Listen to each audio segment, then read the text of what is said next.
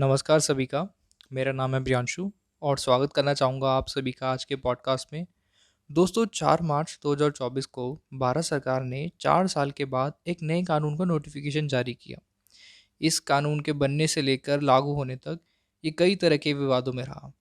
इसका नाम है सीएए यानी सिटीजनशिप अमेंडमेंट एक्ट। तो आज हम इसी पर चर्चा करना चाहेंगे हमारे आज के गेस्ट के साथ, मिस्टर प्रवीण कुमार जी, जो कि पेशे से एक वकील हैं। 4 साल से ये अपनी वकालत की प्रैक्टिस कर रहे हैं। साथ ही साथ ये एक टीचर भी हैं और इनको पढ़ाते हुए 17 साल से ज़्यादा का एक्सपीरियंस है। और बहुत अच्छी बात इनके साथ ये है कि एक एनजीओ के प्रेसिडेंट भी हैं, जिसका नाम है द परफेक्ट होप।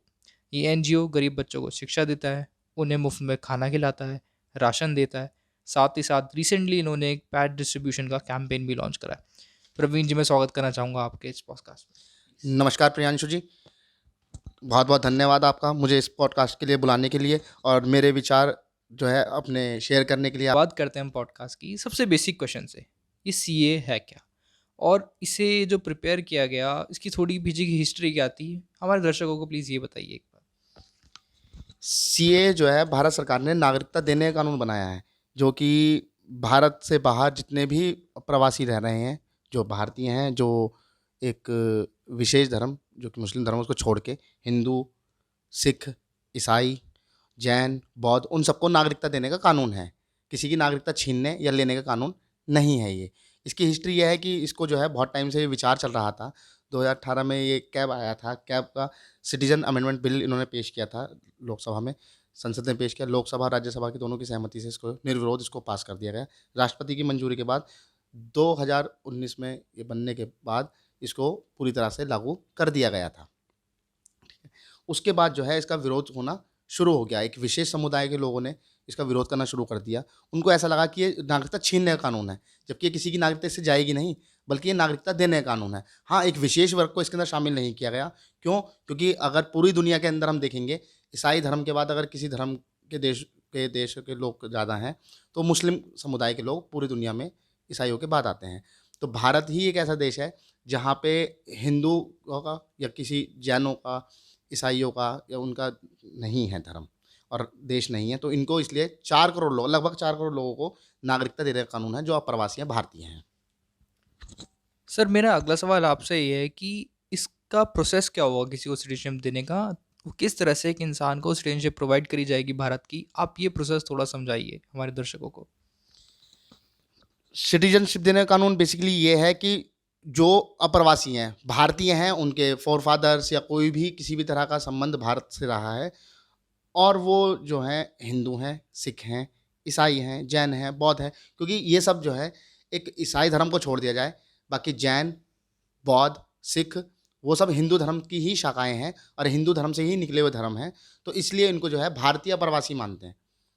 और 4 करोड़ लोग हैं, तो भारत के अंदर उनको सिटीजनशिप देने का जो प्रोविज़न है, वो बेसिकली ये होगा कि अपने जो है किसी भी तरह का भारत के से जो है ज़मीन, जायदाद उनके फ़ॉरफ़ादर्स हैं दिखाओ और भारत के अंदर आके अपनी नागरिकता ले सकते हैं वो। या कोई भी भारत के बाहर कोई सताया जा रहा है इन सभी धर्मों का, उनको सिटीजनशिप देने में आसानी होगी और जो कि सीएए के तहत ही दी जाएगी। सर, मेरा अगला सवाल आपसे ये है, हमने देखा है इसका विरोध पूरे देश भर में हुआ है। क्या वजह है उसके पीछे, और गवर्नमेंट क्यों नहीं अभी तक सभी तरह के लोगों को कॉन्फिडेंस में ले पाई है? कहाँ गैप आ रहा है गवर्नमेंट की तरफ से? ये जो इसका विरोध जो कर रहे हैं, वो बेसिकली एक समुदाय के लोग कर रहे हैं और धार्मिक समुदाय और कुछ राजनीतिक समुदाय उन लोगों को बरगला रहे हैं या विरोध में खड़ा कर रहे हैं भारत सरकार के। वो कह रहे हैं कि भाई तुम्हारी नागरिकता चली जाएगी इससे। भाई ये सीधा सीधा है कि ये नागरिकता देने का कानून है, छीनने का कानून नहीं है। और कोई किसी की नागरिकता कैसे छीन सकता है? नागरिकता मिलती कैसे है हमें? या तो हम जन्मजात हो तो नागरिकता है, या हमने राज्य के द्वारा हमें मिली हो, या कहीं ना कहीं उस राज्य से या उस देश से हमारा लिंक हो, तो ही तो हमें नागरिकता मिली है। और कोई हमारी नागरिकता कैसे छीन सकता है? और अपनी नागरिकता हम कैसे प्रूफ करेंगे? अपनी नागरिकता तो हम ऐसे प्रूफ करेंगे, भाई जन्मजात यानी कि मेरा बर्थ सर्टिफिकेट दिल्ली का है तो मैं दिल्ली का नागरिक हूँ, और आपका बैंगलोर का है तो आप बैंगलोर के हो, लेकिन है तो हम सब भारतीय नागरिक, क्योंकि हमारे माता और पिता में से कोई ना कोई भारतीय है, इसलिए हमें यहाँ की नागरिकता मानते हैं। तो कुछ धार्मिक समुदाय, कुछ राजनीतिक समुदाय अपने राजनीतिक फ़ायदे के लिए, और धार्मिक समुदाय अपने आप को जो है धर्म विशेष दिखाने के लिए, एक विशेष समुदाय जो कि मुस्लिम समुदाय है उनको बरगला रहे हैं और कह रहे हैं कि ये नागरिकता छीनने का कानून, जबकि नागरिकता छीनने का नागरिक देने का कानून है। तो इस वजह से भारत सरकार के और उनके बीच में जो कम्युनिकेशन गैप है वो नहीं हो पा रहा है। क्योंकि जब भी कोई कम्युनिकेट करने की कोशिश करते हैं, सीधे-सीधे समझाने की कोशिश करते हैं, तो कोई ना कोई धर्म विशेष के लोग आते हैं और वो भड़का देते हैं उन लोगों को। और वो कहते हैं कि भई हमें जो है अपने धर्म को बचाना है, हमें अपनी नागरिकता को बचाना है, हमें अपने आप को बचाना है, वरना ये सब लोग हमें भारत सरकार हमें निकाल के फेंक देगी। जबकि हम तो ऑलरेडी सभी भारत के नागरिक हैं ना, तो हमें कोई कैसे निकाल सकता है। तो इस वजह से कम्युनिकेशन गैप आ रहा है, इसलिए विरोध हो रहा है कि वो लोगों ने कह दिया कि सरकार है वो एक धर्म विरोधी है और इसलिए हम जो है इसको मानते हैं, और ये विरोध कंटिन्यूअसली चलता आ रहा है। अब शायद नहीं आया हो क्योंकि 4 साल के बाद इसको एकदम से लागू कर दिया गया है, लेकिन कहीं न कहीं तो हो चल रहा है ना विरोध इनका अभी भी।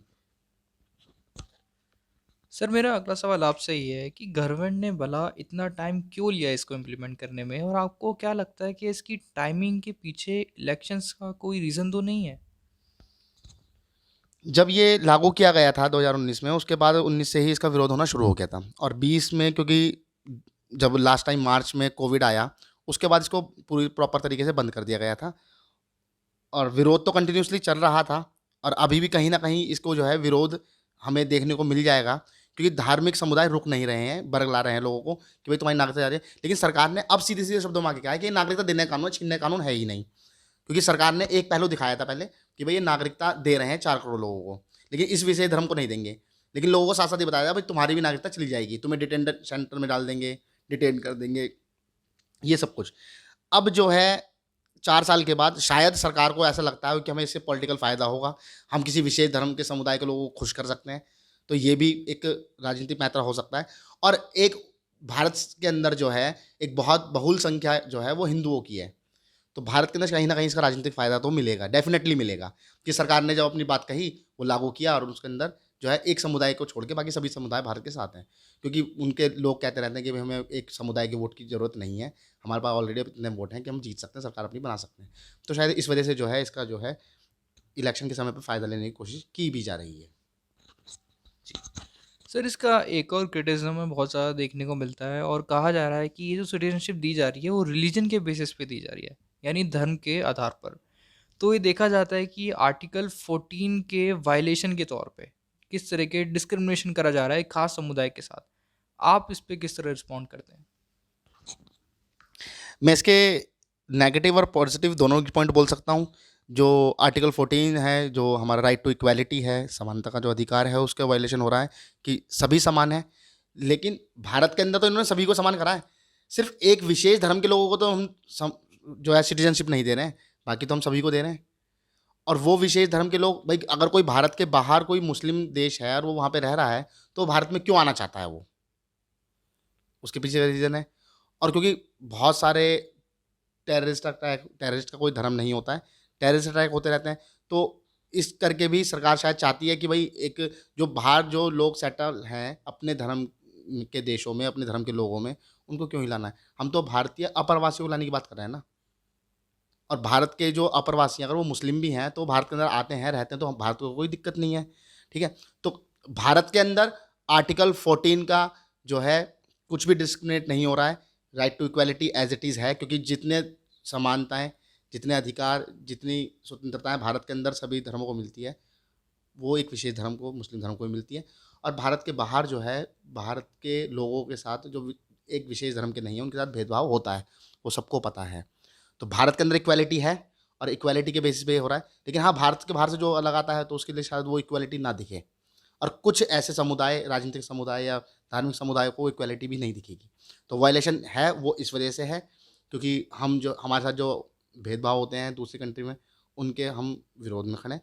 और इक्वालिटी इसलिए है क्योंकि भारत में अभी भी सभी की सब समान है, उनको फंडामेंटल राइट्स मिले हुए हैं, उनके वेलफेयर की बात की जाती है, उनके लिए योजनाएँ चली जाती हैं, उनके लिए अलग-अलग कमीशन है, अल्पसंख्यक कमीशन भी है, एससी-एसटी कमीशन, ओबीसी कमीशन भी है। तो वायलेंस जो है आर्टिकल 14 का है और कहीं पे नहीं है। तो मैं इस पे एक स्टैंड नहीं ले सकता, ना अपना स्टैंड दे सकता हूँ। लेकिन भारत के अंदर आर्टिकल 14 राइट टू इक्वालिटी है। सर हमारा आज का आखिरी क्वेश्चन ये होगा कि इसके बारे में एक और कंसर्न बहुत दिखाई जा रही है कि नॉर्थ ईस्टर्न स्टेट जो है हमारी, असम, मणिपुर, ऐसे जितनी वो 7 सिस्टर्स कहा जाता है जिन्हें, वहाँ पे उनकी डेमोग्राफिक से बहुत इफेक्ट पड़ेगा। और अगर ये कोई खतरा है असल में, तो उसको रोकने का क्या कोई तरीका है? 7 सिस्टर्स जो हैं ये हमारे अरुणाचल प्रदेश, असम, मणिपुर, मिज़ोरम वगैरह, सिक्किम, ये जो सेवन सिस्टर के नाम से है, यहाँ पे बहुल संख्या जो है वो एक विशेष समुदाय की है, ठीक है। अगर हम डिटेन करते हैं, वो अपनी नागरिकता प्रूफ नहीं कर पाते हैं और हमें अगर उनको डिटेन करना हुआ तो एग्जैक्टली इफेक्ट जनसंख्या पे पड़ेगा, क्योंकि वो लोग जो हैं, जैसे हमने देखा होगा एक आंशू एक नाम का एक इन्होंने ये चलाया था, ऑल असम स्टूडेंट यूनियन। तो कॉलेज के कुछ स्टूडेंट ने यूनियन बनाई कि हम असम के बच्चों को ही मेडिकल में एडमिशन देंगे, उन्हीं को ही नौकरियां देंगे। तो ऐसे बहुत सारे हैं कि अलग यहाँ पे ज़्यादातर जो है मुस्लिम समुदाय के लोग हैं, और अगर वो डिटेन कर दिए जाते हैं, वो निकाल दिया जाता है, तो इफेक्ट पड़ेगा, डेफिनेटली पड़ेगा, क्योंकि वो बाहर वालों को आने नहीं देते वहाँ पर और वहाँ वालों को वो निकाल रहे हैं, तो उनकी जनसंख्या पे डेफिनेटली फ़र्क पड़ेगा। बहुत बहुत धन्यवाद सर आपका आज की पॉडकास्ट में हमारे साथ जुड़ने का, और मैं उम्मीद करता हूँ फ्यूचर में भी आपके साथ किसी न किसी अच्छे विषय पर ऐसी ही चर्चा होती रहेगी।